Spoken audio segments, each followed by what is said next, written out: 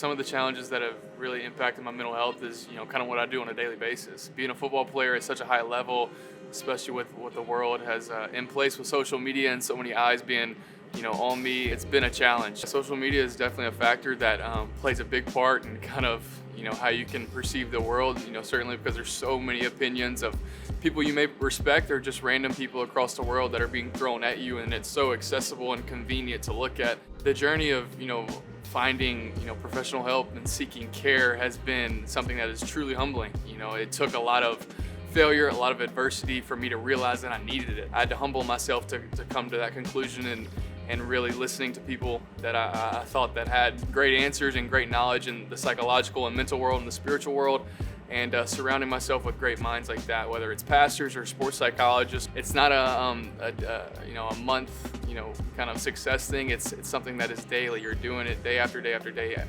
over time, years and years and years to help you become into the person you want to be and to develop that deep character. It's so great to see OSF, really taking strides in the mental health world, because the world around us is changing so rapidly with social media and different opinions and multiplicity being thrown into our lives every single day.